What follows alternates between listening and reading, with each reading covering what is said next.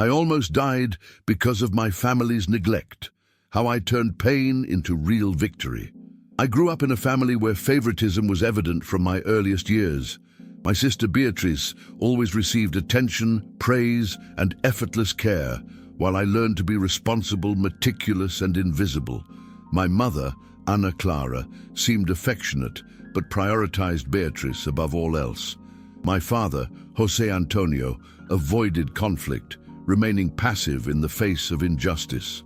This dynamic shaped my childhood, making me believe that love meant giving in, accepting neglect, and sacrificing my desires to maintain peace. Over the years, I internalized the feeling that my life and my achievements were secondary, that my presence was merely a support for my sister's crises and whims. As an adult, I built a solid career and achieved financial independence. But emotionally, I felt exhausted. Every family gathering was fraught with tension. Beatrice manipulated situations to gain benefits. Ana Clara reinforced her favoritism, and José Antonio remained inert. My silent effort never seemed to be enough, and although outwardly I displayed confidence and success, internally I carried frustration, anger, and loneliness. Each week spent in this cycle deepened my awareness that I needed profound changes to protect my health and emotional dignity. But I still wasn't clear on how to take definitive action. Everything changed the day I suffered a heart attack during a professional event. The intense chest pain and shortness of breath alerted me that years of stress and family neglect had taken a physical and emotional toll. I was taken to the hospital and told that my body had reached a critical limit. At that moment, I realized I could no longer postpone change, and that setting boundaries was a matter of survival, not just autonomy or justice. For the first time, I realized that my life needed to be prioritized above any family or emotional expectations. During my recovery, I began to reflect on the pattern of neglect I had endured. Beatrice resorted to emotional blackmail to obtain benefits. Ana Clara prioritized her spoiled and manipulative daughter, while José Antonio remained passive. Each memory reinforced that my emotional and financial life was compromised. It was then that I decided I needed to act decisively, but I needed legal and strategic support. My friend Luisa, a lawyer and confidant, became crucial, guiding me on how to protect my rights, resources, and emotional health, without giving in to family pressure. The first firm conversation with my family was intense. Ana Clara reacted as if I were being selfish. Beatrice began to emotionally manipulate me, and José Antonio maintained his usual silence. The tension seemed unbearable, but I realized that each step needed to be calculated. For the first time, I felt my voice carried weight and that my choices were not only valid, but essential to my health and dignity.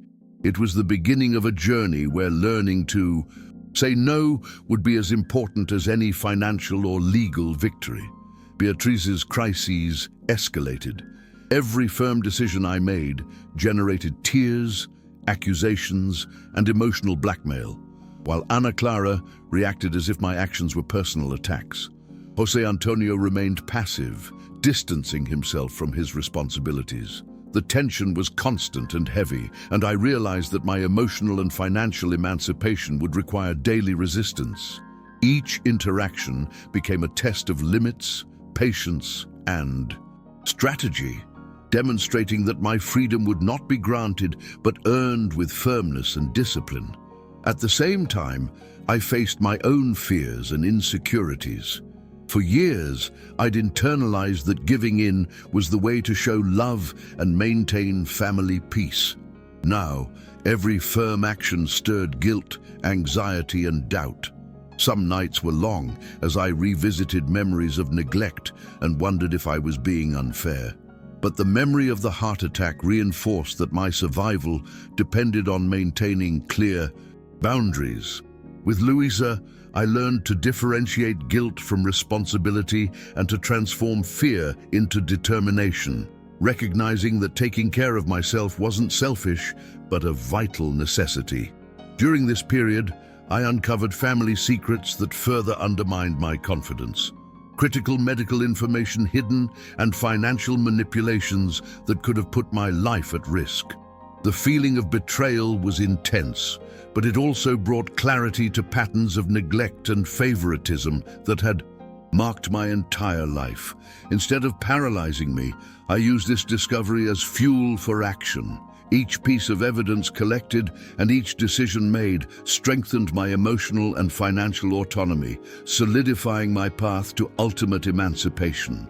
There were times when I almost gave up. The emotional pressure and intensity of family crises were overwhelming. Some nights, the temptation to give in and seek a false peace seemed easier than facing reality.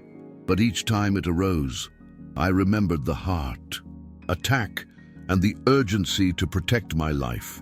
I understood that true courage is not the absence of fear, but acting despite it.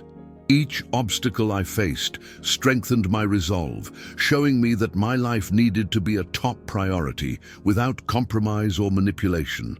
The emotional turning point came when I realized my autonomy didn't depend on anyone's approval. Every legal action, every financial block, and every firm decision represented true freedom. For the first time, I felt in control of my life, my choices, and my destiny. The feeling of being able to make decisions without fear of manipulation was liberating. This realization transformed frustration into strength and determination, solidifying the certainty that my life could be guided by my own choices, not by family expectations or Beatrice's whims. With boundaries established, I began to rebuild my life both practically and emotionally.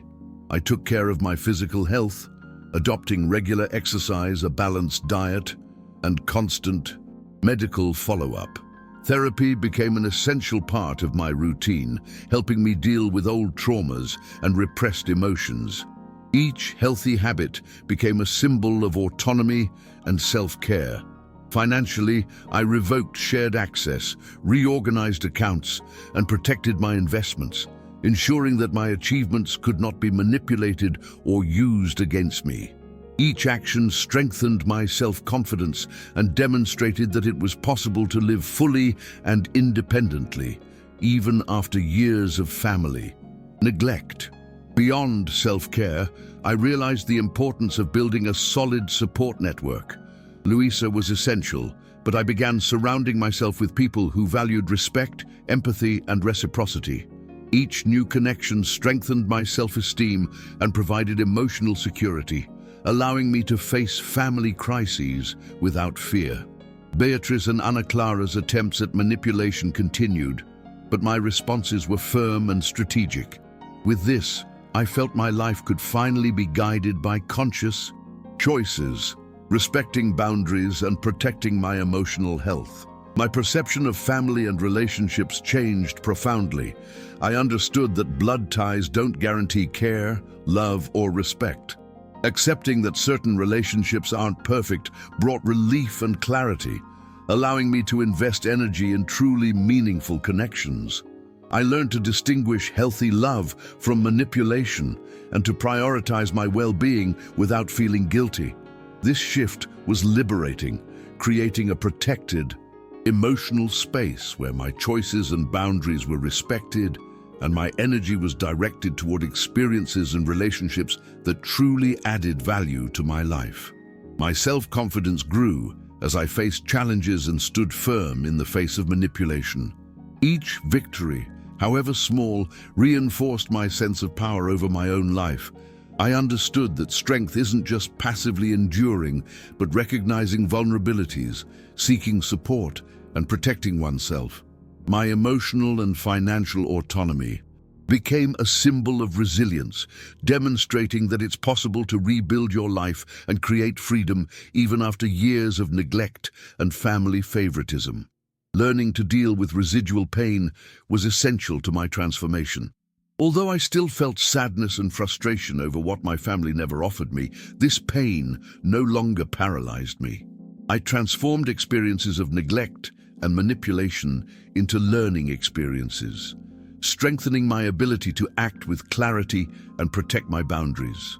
Each challenge I overcame reinforced that overcoming grief doesn't require erasing the past, but integrating it and using it as a foundation for building an emotionally healthy and conscious life.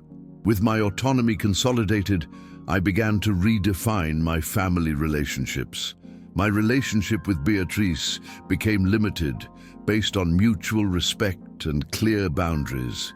She still tried to manipulate me, but my firm decisions showed that she could no longer control me. I learned that love also means protecting yourself and recognizing when distance is necessary. This change brought emotional relief and allowed me to direct energy toward relationships that truly mattered, reinforcing the idea that happiness doesn't depend on the approval of family members who neglect or manipulate. Emotional freedom gave me the clarity to quickly identify manipulation. Each firm decision became a daily practice of self-care.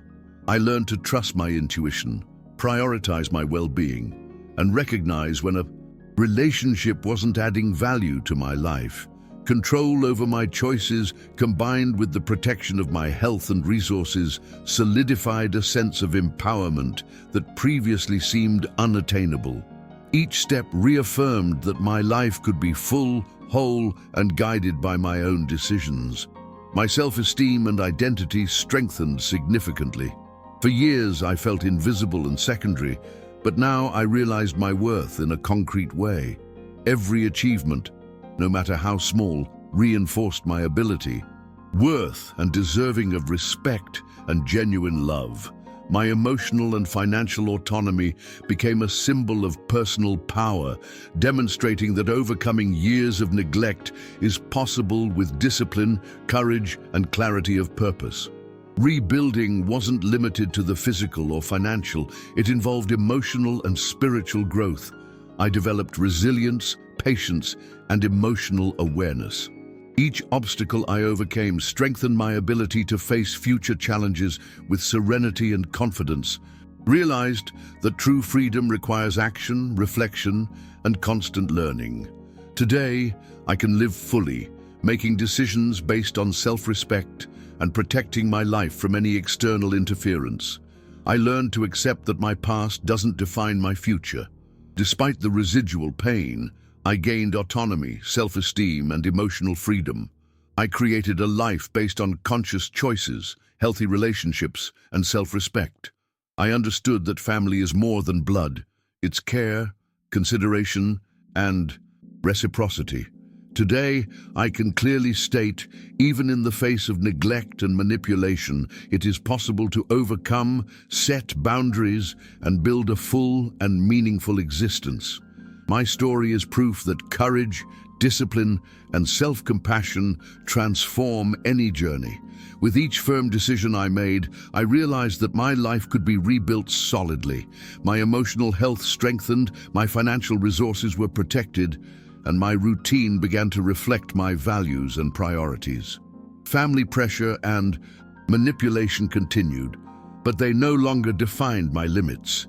Each day lived autonomously reinforced the feeling of freedom, and my confidence in my ability to create a full and balanced life grew exponentially. I developed new strategies to deal with crisis situations without losing my cool. I understood that emotional intelligence was as important as concrete action. Each challenge became an opportunity to strengthen my limits, learn more about myself, and consolidate my inner security. The feeling of control over my life brought peace, even if the pain of the past still occasionally surfaced. I learned that overcoming doesn't mean erasing memories, but integrating experiences and transforming them into strength. Rebuilding my personal relationships was a significant step. I began investing in friendships and professional contacts based on trust, respect, and reciprocity. With Luisa, I strengthened my understanding of justice, autonomy, and emotional protection. Each healthy bond became proof that it's possible to create a real support network that values and respects my limits. These balanced relationships replaced emotional dependence on family, demonstrating that true connection is built, not imposed. Today, I realize that my life is guided by conscious choices.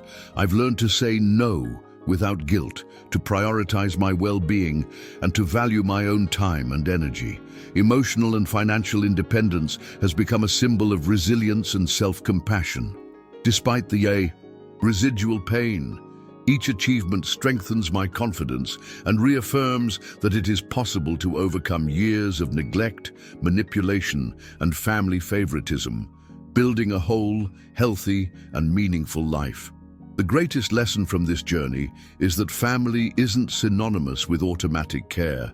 Respect, genuine love, and emotional protection must be earned and preserved. Today, I can clearly state, even in the face of adversity, manipulation, and neglect, it is possible to overcome, establish firm boundaries, and create a fulfilling and happy existence. My story is proof that courage, discipline, and self-compassion transform not only the present, but also shape a dignified, healthy, and independent future.